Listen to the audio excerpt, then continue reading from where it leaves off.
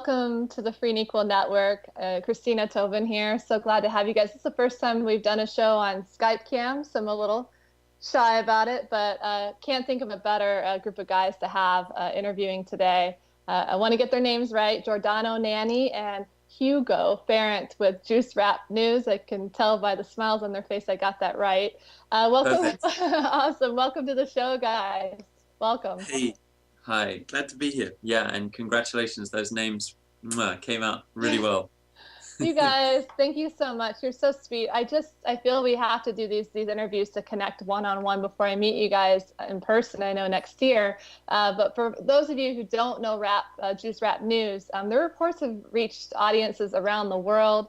They're located in Australia. You can tell by that accent, I'm sure. And their biggest audience is, their issues to explore anywhere from the surveillance state to the conflict between Israel and Palestine, super important, of course, whistleblowers, and so on. And they've had some amazing guests on their show, from Noam Chomsky. I know Ralph Nader's a huge fan of his, and Julian Assange, and many others. So welcome to the show, guys. Let our listeners know a little bit about you, how you know each other, and where this all came about. It's a creative way of educating people throughout the world. Great. Thanks very much. Yeah, as you said, I'm Hugo Farrant. This is Delano Nanni, and we're based in Melbourne, Australia. But you know, we might have some strange accents, but neither of us are from Australia. We're both invaders, more recent invaders than the common white invaders here. So we invaded this country respectively about 15? Yeah, about 12 years ago. Yeah. 12 years ago, and me about 6 years ago. So we arrived to do our little bit for colonization here.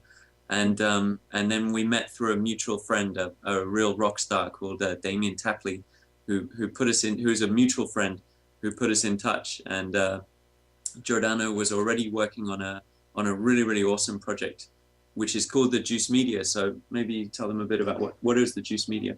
Yeah, the Juice Media is the name of the YouTube channel where we upload all our rap news videos. So it kind of started out as an idea of a platform to upload indigenous voices.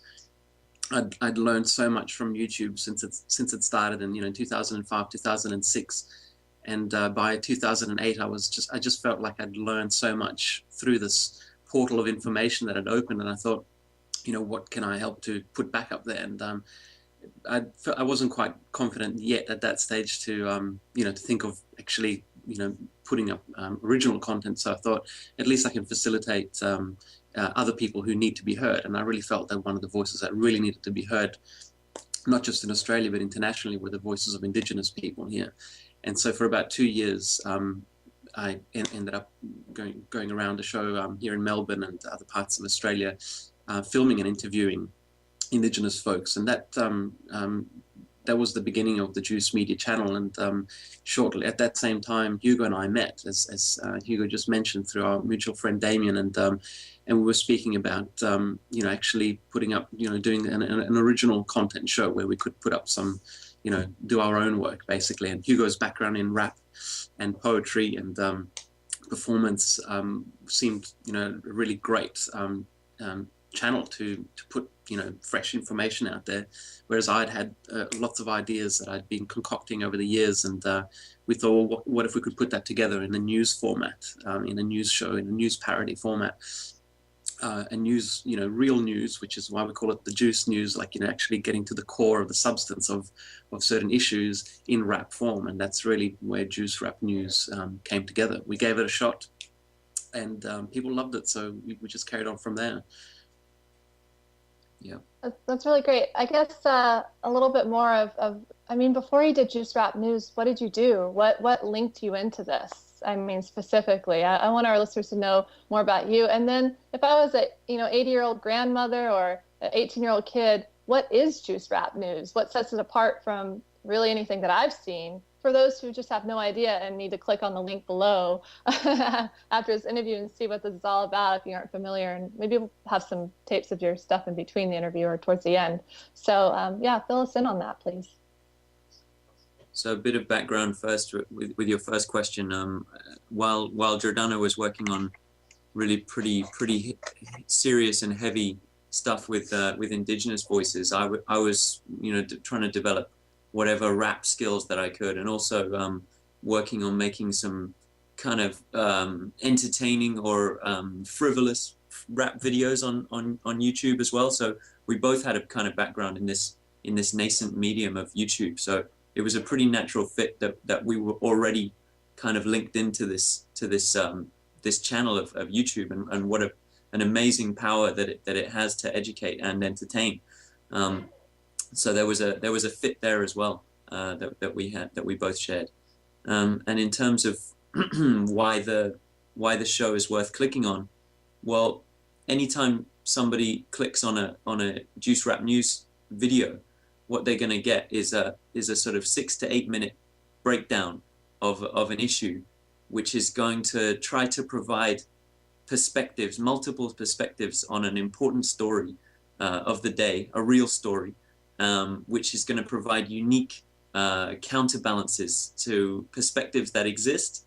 We try to put together and make, in sort of a rap conflict style, compete these differing perspectives. For example, a typical episode might involve a mainstream perspective and a counterculture perspective, which never normally meet in real discourse. This would be one show, and this would be a totally different show. Rap News tries to make them meet and rap their opinions to each other, try to win the rap battle, as it were. And then in the end of the show, we have our host, who's very much a synthesis of our two kind of personalities and characters. His name's Robert Foster, who's kind of normally helms the episode, and by the end he tries to provide some kind of synthesis of these opinions, and also the nugget of original thought, which is normally courtesy of our man Delano Samuels, chief philosopher on the show, and so he tries to provide what we call the juice, and that's really, once you've squeezed all of these differing and fractious perspectives together, okay, do we need to throw away all of that chaff and be left with the wheat, or is there some kind of synthesis that can occur? Well, Robert Foster tries to provide that at the end of the chaos, and along the way we try to put in a bunch of sometimes silly juvenile jokes as well as good rap. So it's kind of seriousness mixed with fun, and great music, we hope, and as good a rhymes as we can slam in there as well. That's a pretty fair assessment. Yeah, great answer. And I've been watching. The world here in America, I'm sure the world in America is really shifting in a very artistic direction, I feel. A lot of creativity, arts, colors, music, energy, and it's very unusual and refreshing to watch news, at least for me, and getting really familiar with you guys in the last couple of months, that I'm engaged. A lot of people have that 5-10 second attention span, and what you do keeps that attention span, and that is super important, and it starts to lure and exercise these muscles, I feel, in people's brains when they listen to what you have created. And I've been listening actually before this call in the last couple of weeks, some of your newer releases that are just more timely. I mean, you guys, of course, the list down here goes on and on of from talking Rockefellers, funnels millions of dollars to the commission, presidential debates. I'm very sensitive to that topic. We could definitely end the call on that one, because I think we're going to be interviewing Gary Johnson about his his lawsuit against the Commission on Presidential Debates. So yeah, our people are really excited about that, and of course Jill Stein's a huge supporter in so many ways. But your more recent, we're going to end definitely in the commission, but the more recent topics we talked about, from net neutrality, so important. I have friends that have no idea that we have lost our rights to the internet. It is terrifying we could talk about that one, of course, and into the World Cup and some of the more recent videos you've done. But maybe we can start with net neutrality for sure. Yeah, one of the the really key topics that we delve into is regularly is the internet. And it's so easy to, we all live on the internet now. I mean, not all, actually. Very important to specify that only about a third of all people on the planet are actually online.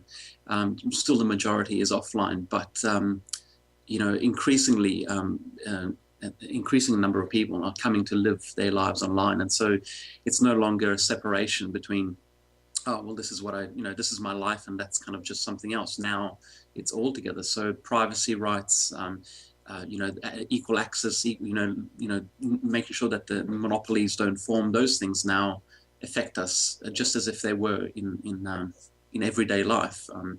So the internet is no longer, is part of, we have to take it much more seriously than we're encouraged to do, because we still kind of think, oh yeah, the internet's kind of where we go to get, a little bit of entertainment, we do our emails, etc. But that's really changed now. And, we try to help people remember that this internet that we use, that has become so important, that has expanded our minds, that has accelerated education, that it's kind of a revelation of information of biblical proportions, except that hasn't really been, we don't think of it as such, but it really is in terms of, if you had to chart, how much access to knowledge we've had over the last 2,000 years, it's just as big a consciousness revolution as as the ones that happened in ancient Greece and China and India thousands and thousands of years ago. And so we kind of, we need to be aware of that. And so we regularly make episodes that really focus on the internet as a medium, as an important channel of information, and how it needs to be protected and how it needs to be, really fought for, so that it remains, the hope that one last hope that we have to connect globally, before we lose that opportunity. So it's a matter of urgency. And the latest episode that we did was on net neutrality, because that is just one of the many topics that affects the internet.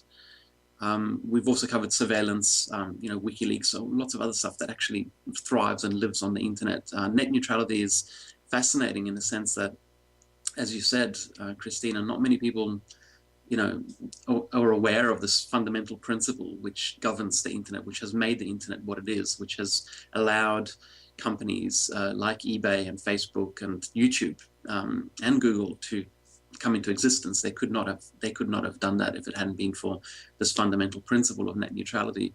And by taking that away, it fundamentally changes the environment of the internet.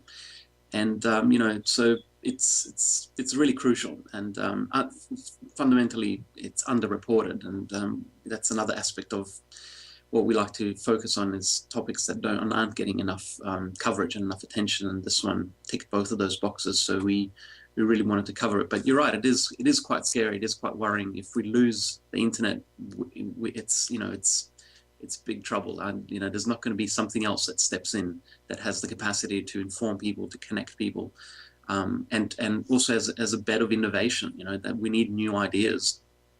Evolution isn't going to happen by growing another finger in the next 100 years. It's going to happen by coming up with good ideas to get us through what looks like a pretty bleak future for us. So we need to protect environments that stimulate new ideas. That's all we have left. Well said. It's the people in office that are passing these unjust laws, net neutrality. The people in office controlled by the money, the powers to be. I always like to say the strings are attached, and it's like the desire for unity and interconnectedness, energy, spirituality, the arts, science, all the innovation coming together, people of all those different organizations, like the Electronic Frontier Foundation. I love seeing that in one of your videos as a great idea for preserving. I felt, how could we preserve net neutrino, keep the internet, that is. That's a great angle, but it just seems to still come down to the people in office that just can't, be trusted for the most part. And so I definitely hope groups like Electronic Frontier Foundation, of course, Juice Wrap, news media, news, you guys, just coming together and really getting the truth out there sooner rather than later. But definitely we need a a force of peaceful people on the ground too, not just here on Skype. And Yeah. so No, absolutely. And you're absolutely right. Political avenues fundamentally, the way to ensure these things. And it's worth remembering that prior to the election, Obama was very adamant that he would protect net neutrality. He was, he didn't mince words about that. We even included a little clip at the beginning of our video. And to see that's now happening is disappointing. But anyone who really hoped in Obama to keep all his promises, it was to a large extent very naive. Ralph Nader said it really well in the advance to the election. He said he's going to disappoint you all. He's not going to do the things that he's saying he's going to do. But there are also other avenues. And for example, with the net neutrality issue, a lot of this control ends up in the hands of the ISPs. In which case, in the American case, it's Verizon and Comcast. And if a lot of people say, well, what's the problem with this? Because really, this is capitalism. This is free market. We're just, saying, companies can do what they want. They can charge or restrict bandwidth as they please in any other form. That wouldn't be a problem. Verizon do that. Yeah, exactly. But the problem is in America, Vericast, just basically these two companies form a duopoly. And so it leaves very little room for any other one to compete. So if you're going to cite free market principles in order to justify the destruction of net neutrality, then it has to be pointed out that free market principles only work where there aren't any monopolies. It has to be, it has to be an even starting ground. The problem in this regard is that there aren't any other there are other ISPs, but they just can't compete with the big ones because the big ones can lower their prices, and then as soon as the ISP in that local area dies, because they couldn't compete, Vericast raises their prices again. But the answer could also be for people to form their own, local ISPs. Imagine, just as we have kind of like neighborhood watch and, organic veggie farms where people might communally grow food. One day we might need, locally governed ISPs where people form their own networks, and they're completely independent, and they know that they're not, well, potentially that could also help with surveillance and those kind of things of actually bypassing ISPs that are beholden to they've got backdoors and being wiretapped and so on and so forth. Anyway, yeah, but ultimately the political power is the most direct way of changing these things. But there's also some grassroots alternatives that there's some very bright people in your country, so they're probably figuring this out right now, including the EFF. Yeah, and I think you're right about that, because I'm a true believer that we can manifest and create what it is we want to create, and continuing to be positive, even though seemingly, there are a lot of things stacked against us, but there are just so few of those people stacking those things against us, and so many of us that are just having a really, I feel, positive uprising. I want to jump over, thank you for net neutrality. I want to jump right into the World Cup. I had a friend ask me, actually from Costa Rica, how's the World Cup going on out there, and are you enjoying it, last Sunday? And I just was like, how could I enjoy that when everything that's going on in the world is happening? Like, it just, I know I get people want to go and have fun. I get sports happening. It's more about the people you go with, but let's do something where we can get informed, get engaged, be thinking while interacting, intellectual conversation, simulation. So watching your World Cup, man, I didn't know a lot of the stuff that you guys put in that. I mean, it was just like reading 250-page book, right? Within a matter of 5 minutes. So if you want to learn, I'm going to send your videos to my friends that brought up the World Cup, all of them, by the way. And I didn't know a lot of the stuff in there. So can you tell us a little bit about, the World Cup here, and notes I have of, what do you make of Brazilian government taking away people's homes for a temporary sporting event? I saw the jail factor, building the facility as a jail. I mean, this is just, everything you guys report is 100% true from what I've seen. So I just fell a little behind on the topic, but you guys got me caught up. So let me know, tell our listeners a little bit more about your take on that, the World Cup.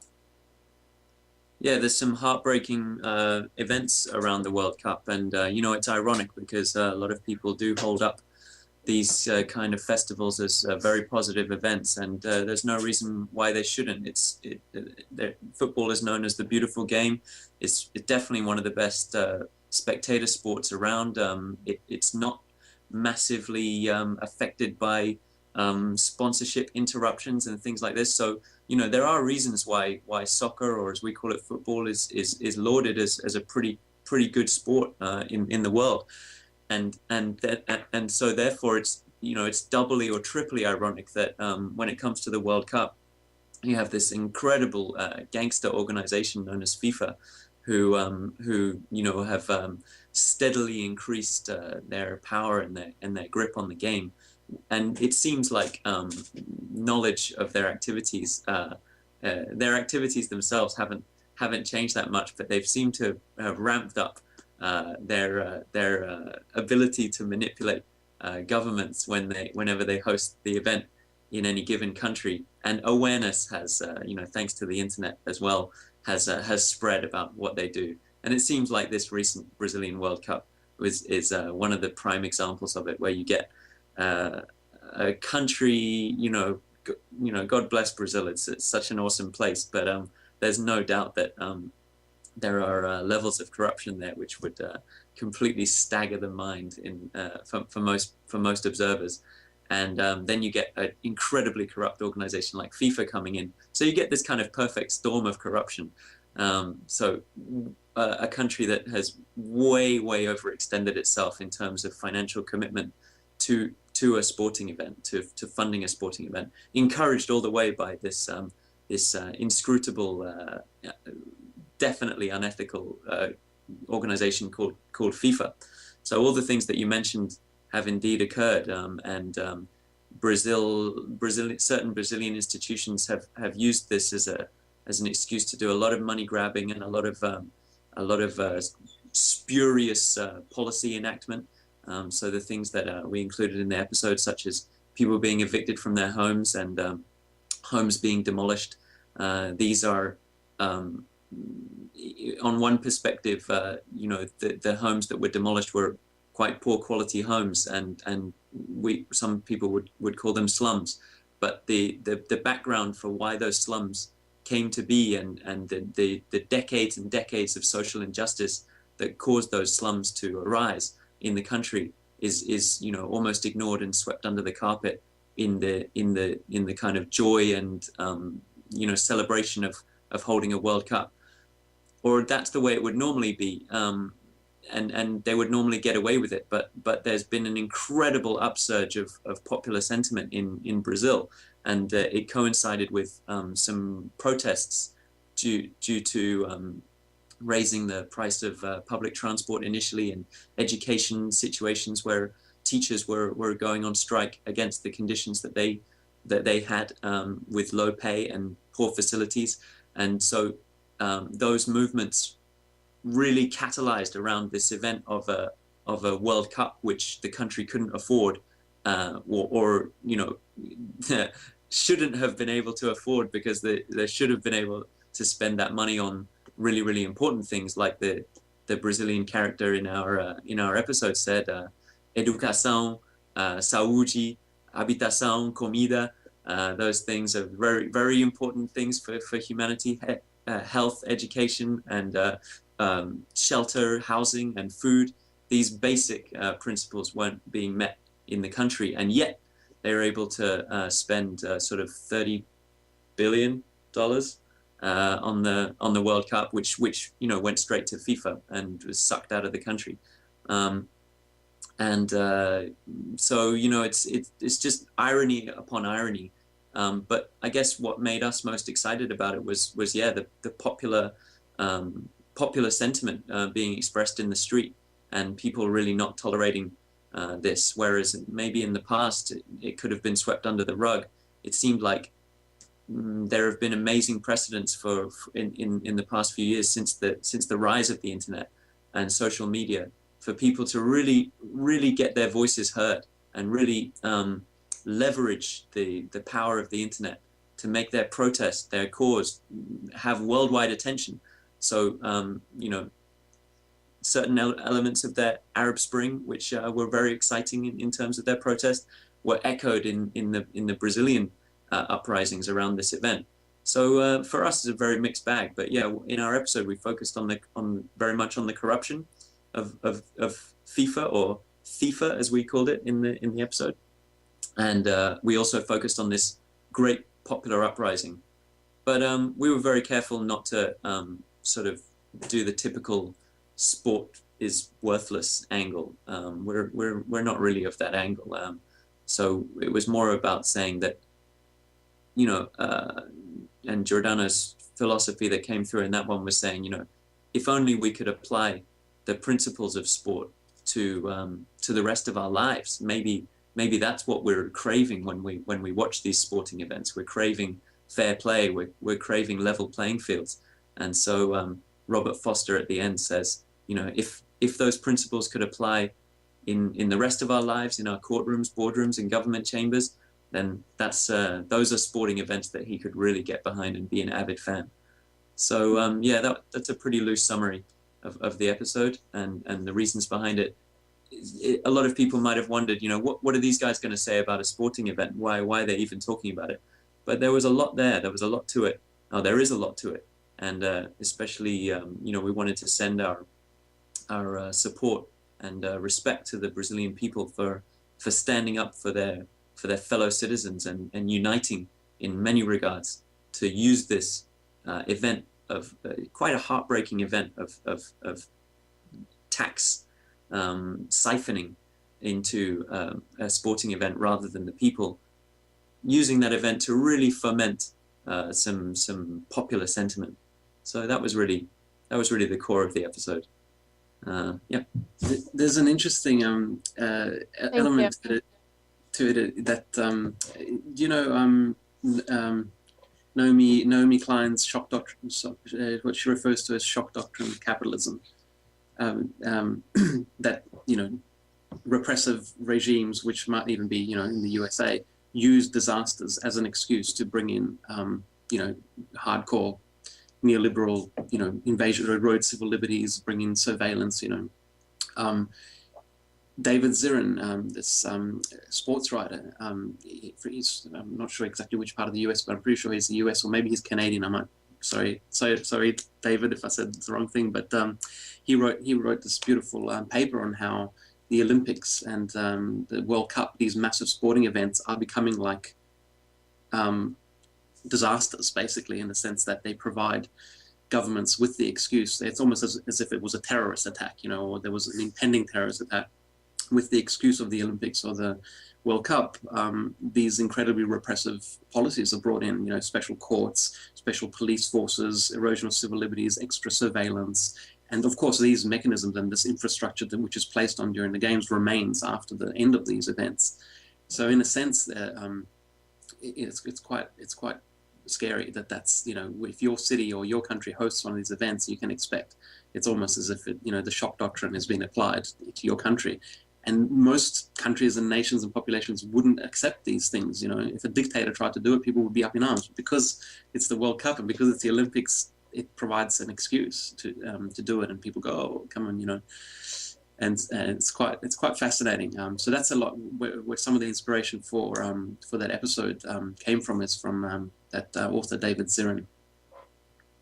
Well, you guys are pretty humble. You got to plug that website. It's thejuicemedia.com, right? Because I'm sure people are watching this, and if they're curious about that interview, just hop on thejuicemedia.com. Is that the best place to find the World Cup and the ones you've spoken about, right? That website?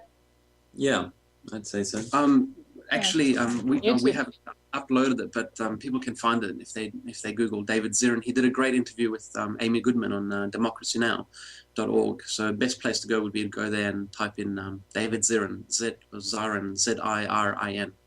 Okay, great so much. And I think I have to watch that one probably at least 5 more times for it to all sink in, because again, you guys do your research, and might I add, you make a wonderful team together. I can probably sense you guys are probably best friends. I may recall that you guys almost live next door to each other, I hope. Not almost next door, but we're a couple of neighborhoods away, but not that far, yeah. Yeah, I mean, it's I don't. It is a really good team. Sorry to cut off your flow, Christina, but Important. yeah, it's interesting when you find out that that collaboration can provide things that individually somebody wouldn't be able to do. So we talked about in the beginning how I was kind of doing kind of frivolous and fun hip hop videos on YouTube, and Giordano was doing the very kind of serious, worthy videos, kind of trying to provide a voice to the voiceless, and just putting those two elements together of kind of frivolous and fun kind of hip hop with the very serious and weighty, and all of a sudden we have something which becomes unique. So definitely, we would encourage people to not just really focus on their own skills, but also look around at the people that they know and see how they might be able to leverage unique collaborations within their friendship circle to create things. Because really, if there's one thing that YouTube has taught us from an entertainment angle, it's that that's really what catches people's attention, is when you combine things in a unique way.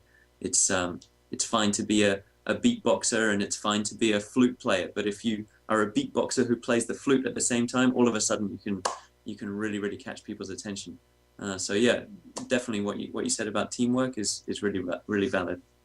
And probably good to point out as well that although we're the main people in the team, we have quite an incredible group of people that supports us, without whom we really couldn't do this project. And although we started out just the two of us, in fact, we filmed our very first 3 episodes in this room, which is really tiny. It doesn't go much further beyond what you can actually see. And that wall back there is the wall where we filmed the original 3 episodes. I don't think there's even 2 meters from here to the wall. I don't know how we did it, but anyway. But along the way, people offered to help us, people here in Melbourne, but also people overseas. And now we have a team of about 10 people, some of whom we've never really met face to face. We've really met, via the internet. But Jonas, for example, in Germany, does all our animations. He did a lot of the work on the latest episodes. For the background animations, the stadium, the tear gas in the street scene. We have Zoe, 2 Zoes, one who constructs our props, one who does our images and looks after our website. We have Adrian, who is an amazing composer who created that. He created the music that you hear in the last World Cup episode with all the Brazilian percussion. We have beat makers in all over parts of the world that we license beats from. We have makeup people, artists, Rosie on the makeup, on the crazy cartoon makeup. Yeah. And I figured you guys didn't do that yourselves. Yeah, that's it. We did in the beginning, funnily enough, but even up to episode 5, we were kind of just slathering mascara on our faces and crazy stuff like that. But yeah, thankfully we have. Well, we mix it up, actually. Funnily enough, we still do some of it ourselves to maintain that completely cartoonish amateurness, and then other times we bring in Rosie, who's a professional makeup artist, to help us out. It seems like 2 guys well worth investing in for Rosie. So thanks, Rosie. And it's similar at Free and Equal. We just have a magnificent team of just positive, awesome people and great communication, and they know who they are. We've tripled, quadrupled, and rising. Just having a volunteer listen in on this show today to learn, and the whole team, from the Courtneys to the Alex to the Nates, the Lonnies, and so on, that have just been tremendous, and so on, Mandy, Tori. So it really is inspiring when you create something and simply being the creators of something, that it's really the people who are around you that really are just. They're just, it wouldn't be anything without them, right? It sounds like with your team as well. Totally. Yeah, 100%.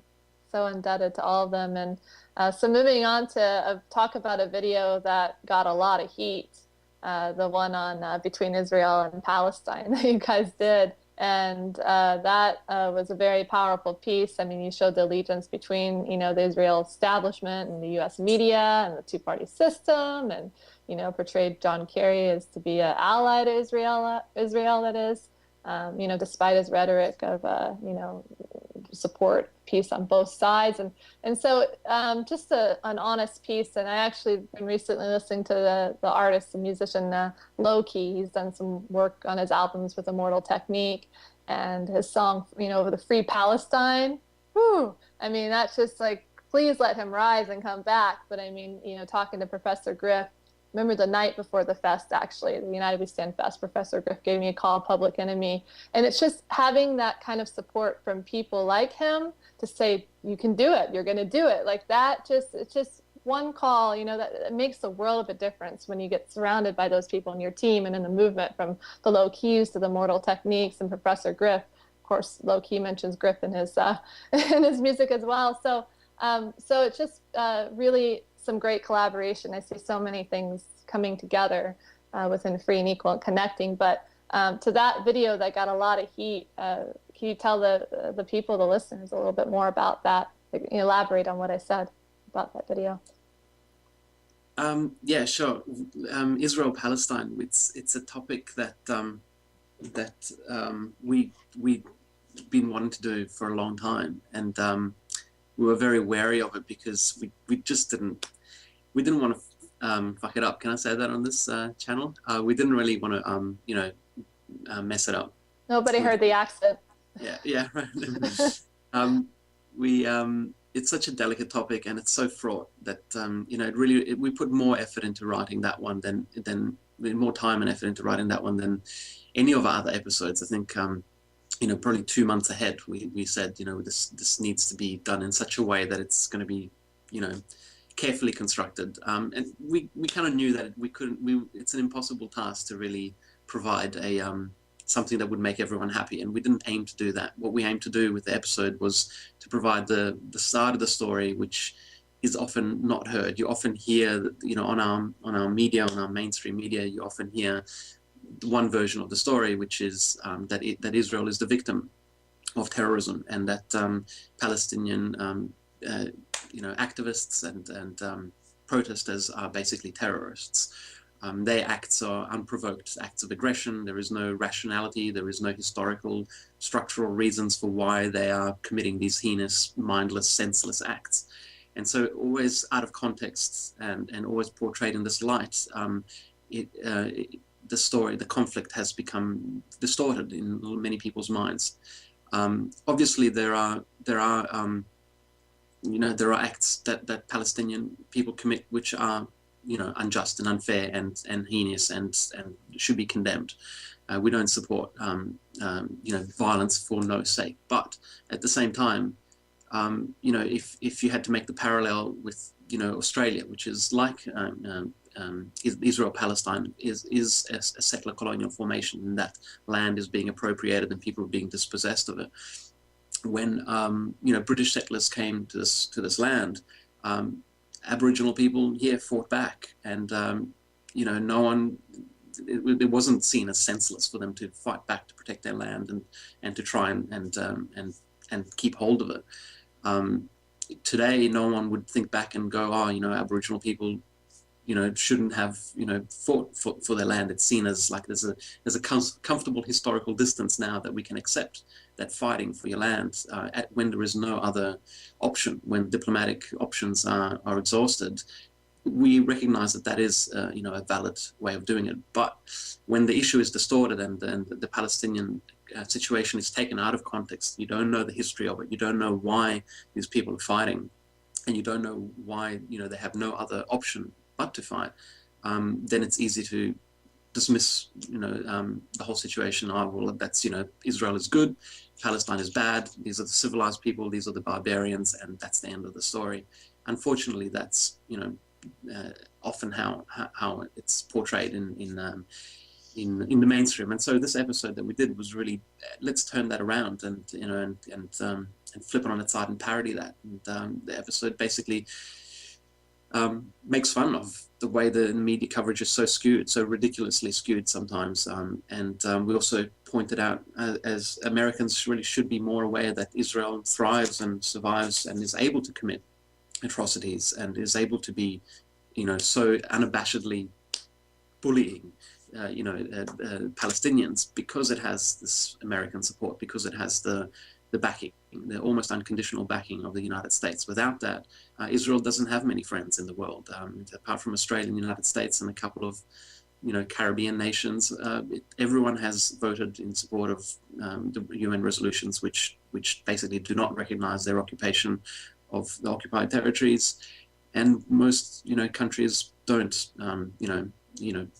aren't completely allied with Israel. So Americans have a special role in this episode, and the reason we drag them into the fray is by bringing John Kerry in, is that Americans are a player in this conflict. They're not neutral. They can't claim to not being part of it, because, as I said, without the funding that Israel gets, which is a ridiculous amount of funding, by far the largest share of American foreign aid goes to Israel.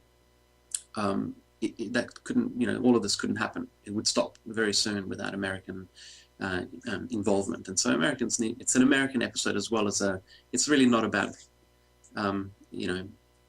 saying Israel is right, Palestine is right, or it's really just about understanding a little bit more about why these things are happening and how people can hopefully change the way they think about it. It might not change overnight, but we just thought we'd do a little contribution to it. And of course we copped a lot of vitriol and a lot of complaints from people who don't agree with us, and we knew that would happen. But we also received many far more supportive and positive feedback from all sorts of people, from Palestinians, but also even Jewish people wrote to us, American Jewish people. So we were very pleased with it, and we're glad that it caused a bit of a fracas. And that's you don't get to talk about this topic without you don't come clean out of it. So we did our bit, and hopefully it's good. All or nothing. And what I really love and what sets it apart so much from the rest and what you guys do is that you concluded that peace is possible, and the best solution for any situation is to unify rather than divide. And that was the messaging I picked up very strongly from that video. So thank you so much for that, getting the truth out there, but still being positive, in the end. And that is a very, going upwards. That's the future. Being positive, but it's not really being idealistic in the sense, because wherever we see the similar scenario, whether it's in apartheid South Africa, where the policy was a policy of division, what was the solution? The solution was, don't divide, unite. And same thing in East and West Germany. The wall came down, and now everyone thinks it's completely normal that that's the solution. It's not to divide, it's to unite. So now we have a similar situation in Israel-Palestine. And a lot of people talk about this two-state solution, but really that's been tried before, and that's it's apartheid, it's a separation. It doesn't work. The real solution ultimately is a one state, or even better, no state, but at least one state. Get people to live together rather than segregate. I'm just I have so many questions, and I could keep this going on for hours and hours, but I gotta go right to the one that really strikes the chord, is the video you guys did on the Commission on Presidential Debates. And we did some digging, and of course we found that the main source of from the two-party system towards the commission, it comes from the wealthy few, such as the Morgans and Rockefellers, Rothschilds. I remember learning many years ago how there's well over $50-60 million funneled into the Commission on Presidential Debates, from the powers to be, again, the names I've mentioned at the top, and the 0.001%, it seems, few dozen families, 13 families maybe, but some say. And so then the $50-60 million is spent on ABC, CBS, NBC, who in return sponsor the debate, and it becomes a tool between the party system that works together behind the scenes. They're friends behind the scenes, and so it's a tool to divide us. The Commission on Presidential Debates. I remember in 2008, while working as independent Ralph Nader's National Ballot Access Coordinator, I had the privilege of joining him at the DNC when he was doing all of the interviews. And the other two guys forgot their passes back at the office. So I was the only one that had the pass. And they looked at me. I'm like, I'm not giving you this pass. I'm going to go in there alone with Ralph Nader. I got them all to myself. Sorry, you guys forgot your passes. And so Ralph didn't. He's just, as long as you can guide Ralph. And I remember just setting him up one interview after another. I don't think I've ever told this story. And I'll never forget, he looked at me and said, Christina, and I have to cross-check his percentage, but he's like, I could interview with every single one of these media outlets. There are hundreds, it seemed like thousands, and I wouldn't even reach, it was like 5% or something really low of what 5%, 3%, might have been 3% of what the Commission on Presidential Debates reaches people as voters. So I was flabbergasted by that. I mean, every moment with Ralph is an educational experience. And so that being said, you guys did an awesome video on the commission. I know, and I think we're going to be interviewing Governor Gary Johnson in the future. We've already interviewed Dr. Jill Stein about his lawsuit against the Commission on Presidential Debates in the U.S., but let the people know a little bit about your stand on that. I think I probably filled in a little bit more than the other topics just because of our experience with debates, but I'm so glad you guys did that video. It's very cool. Thanks very much. We had a lot of fun doing that one. Yeah, we got one of our good internet friends, Ben Bizuna, to come in and ably impersonate Barack Obama. Yeah, there's a couple of things on that thread. Yeah, he was great, huh?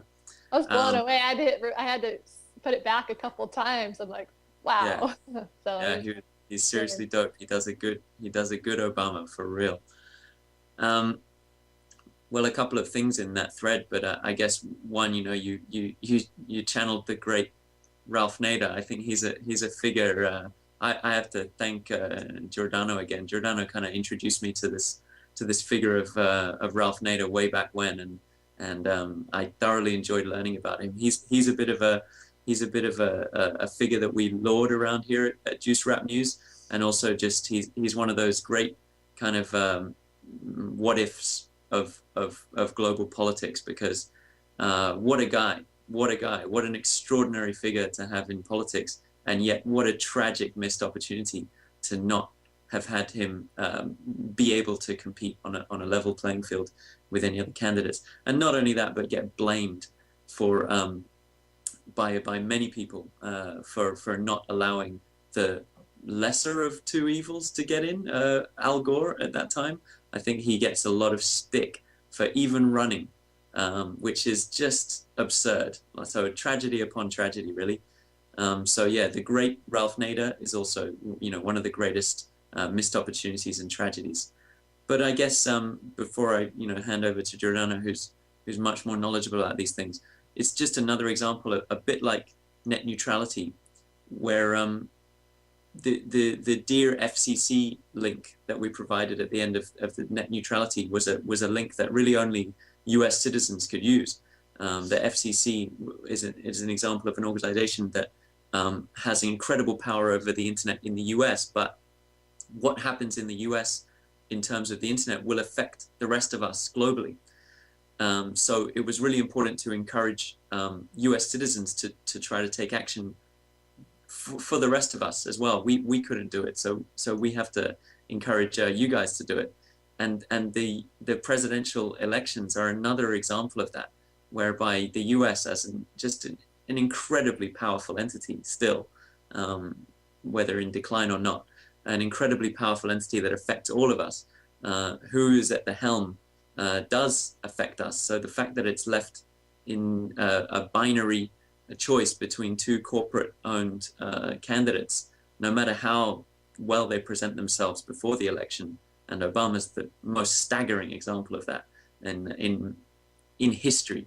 The guy who said everything right, everything that you'd like to hear before the election, and how much of it was genuine? Well, it depends how Alex Jones you want to get with it, but if we judged a man by his deeds, almost none of it was genuine. So, these times of these elections are really, really prime examples of where US citizens, as citizens in still the most powerful nation on the planet, their decision affects all of us in the rest of the planet. So that's why we take a really active interest, and that's why we try to focus on these US issues. But yeah, I'm sure Giordano's got more to say about that particular election episode.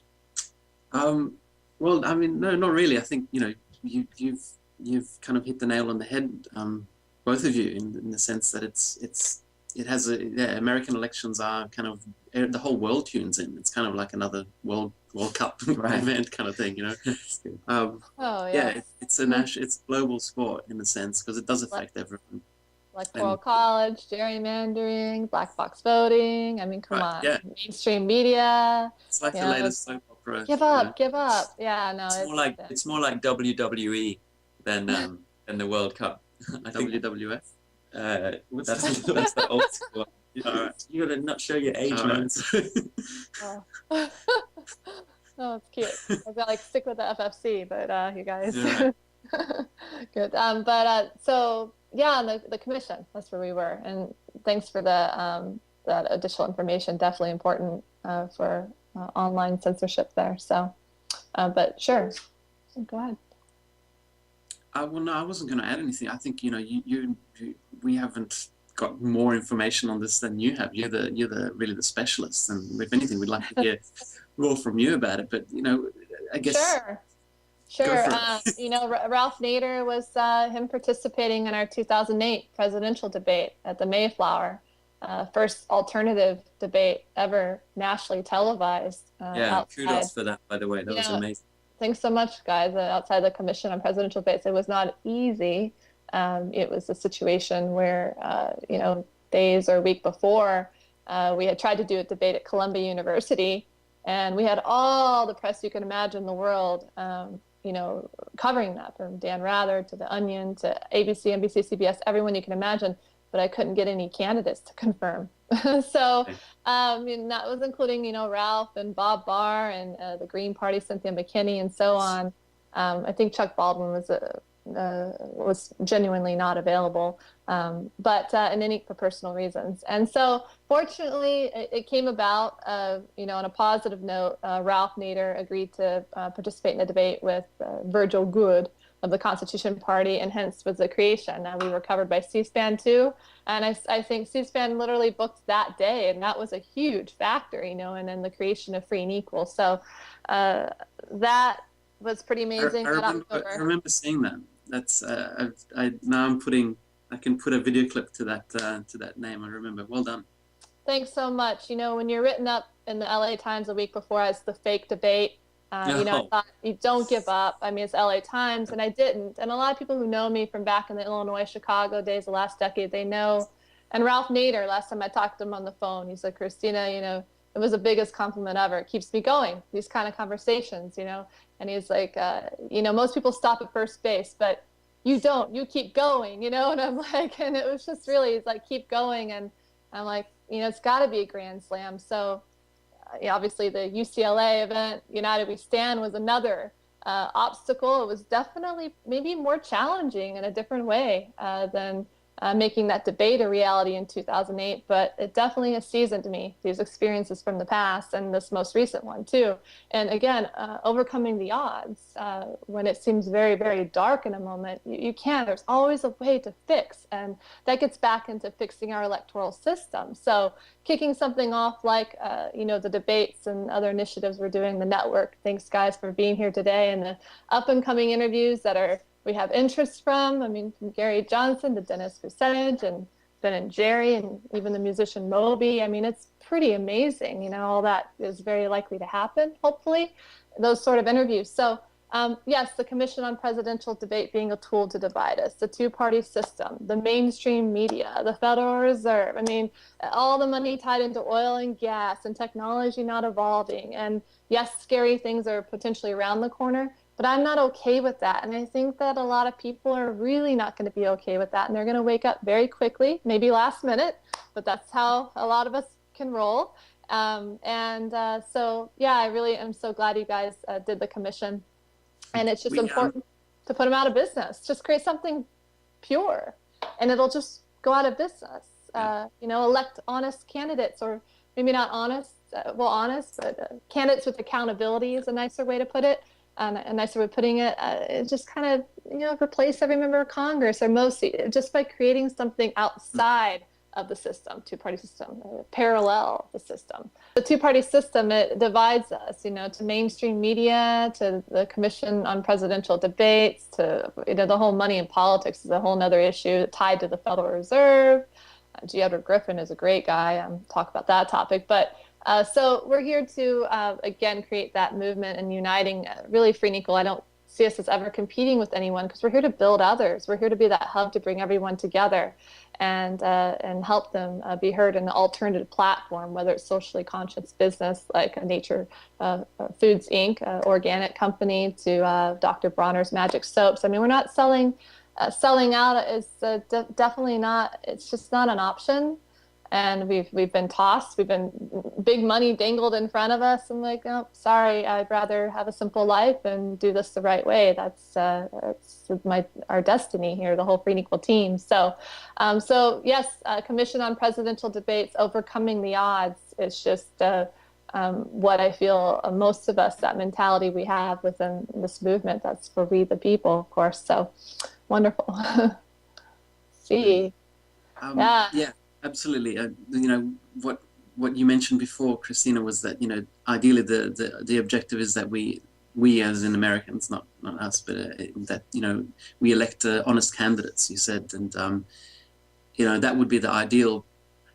But at the very least, if we could have an honest debate, then people can hopefully make the best decision. So if the debates themselves can be open, if it's a level playing field, again, if we can kind of take the model of sport, which is so free and open and everyone's allowed to compete, you wouldn't have a World Cup with only 2 teams. You'd have, how many? There's 28, and then at the end you've got a winner.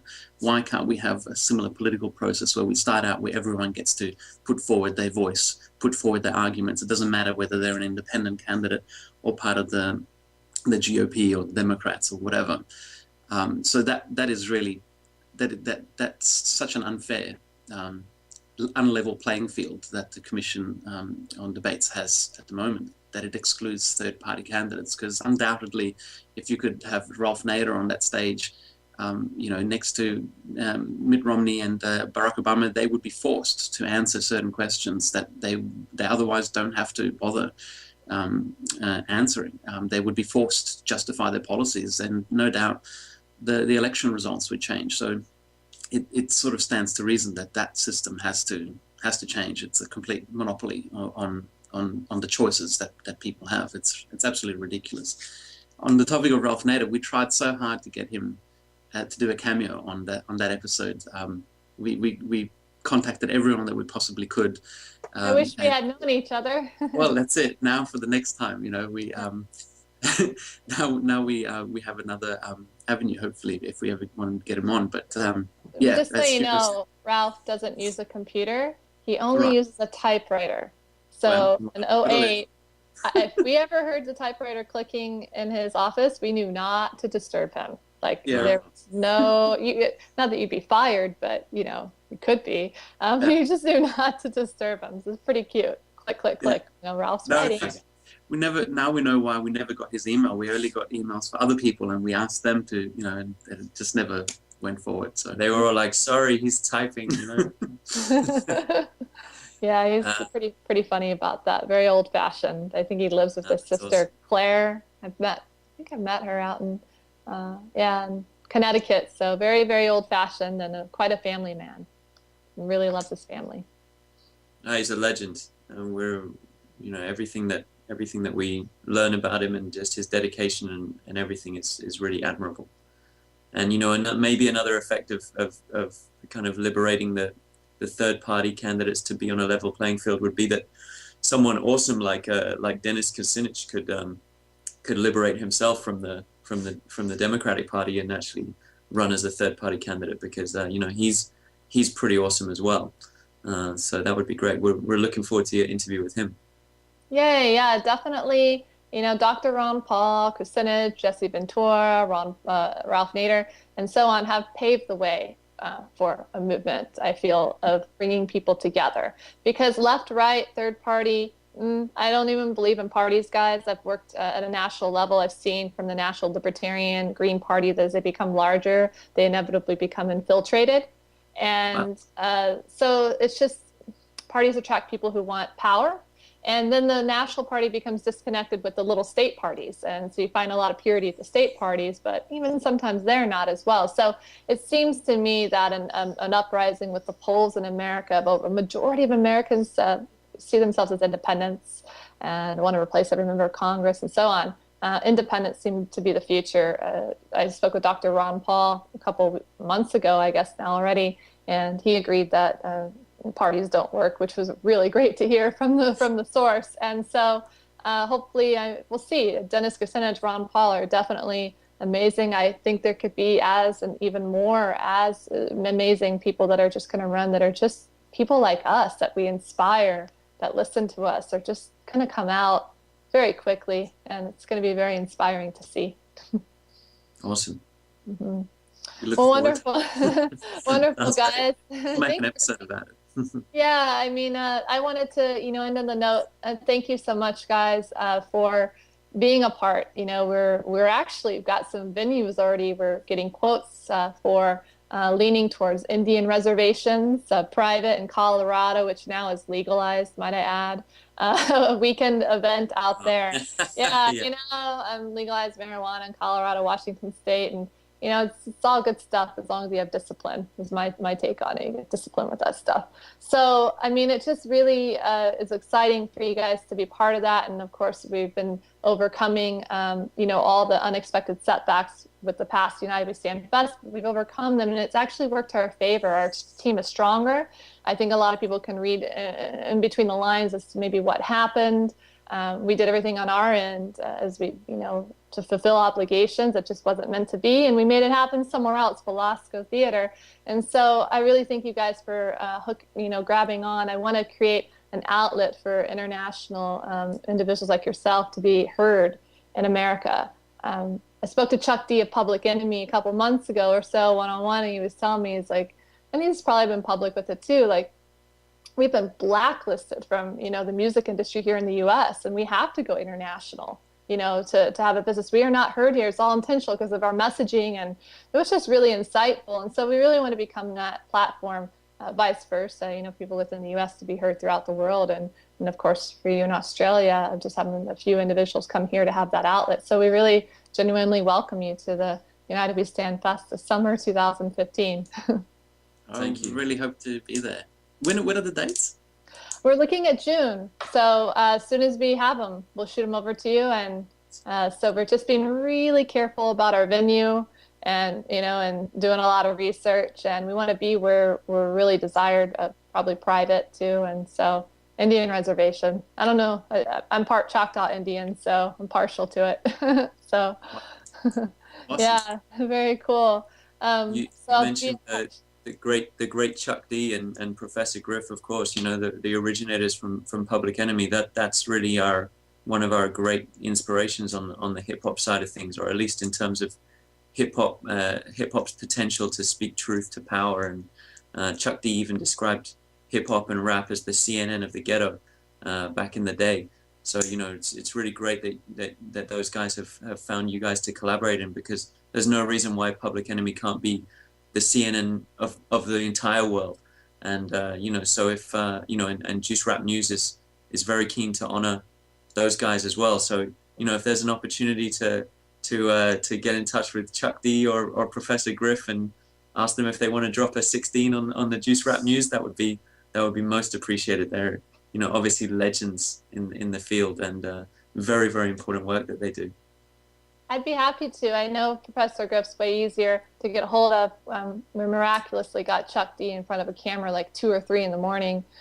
So to interview on RT, that was pretty awesome. But I joked with him afterwards. I'm like, man, Chuck, it would have been easier to get Obama to do an interview than you.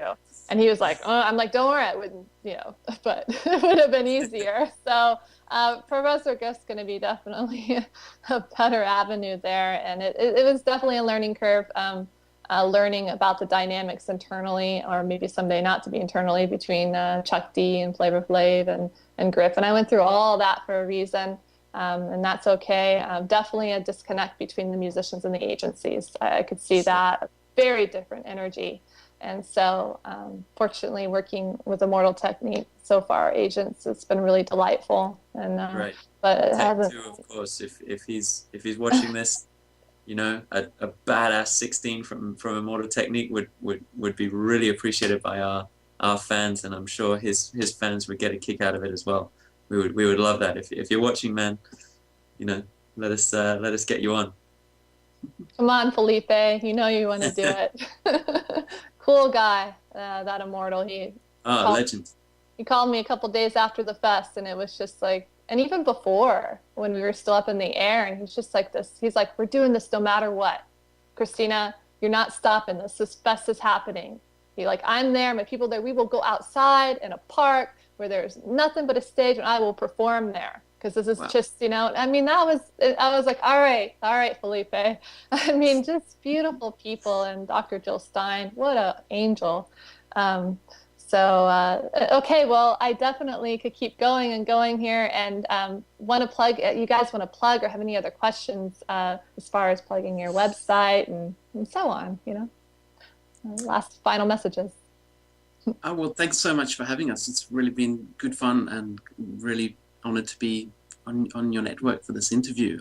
If anyone's interested in checking out some of the videos that we've spoken about, or some of the others, we've made 26 in the last 4 years, you can go to YouTube and just search for Rap News or Juice Rap News, or our website is thejuicemedia.com, where you can find out more about the show and the project. And if you like it, you can support us as well through donations, or you can sign up to our mailing lists, because we're going to be kicking off soon with a live show starting at the end of this year, and then hopefully into 2015. So if you want to keep up to date of where you can see the live Juice Rap News show, sign up to our mailing list.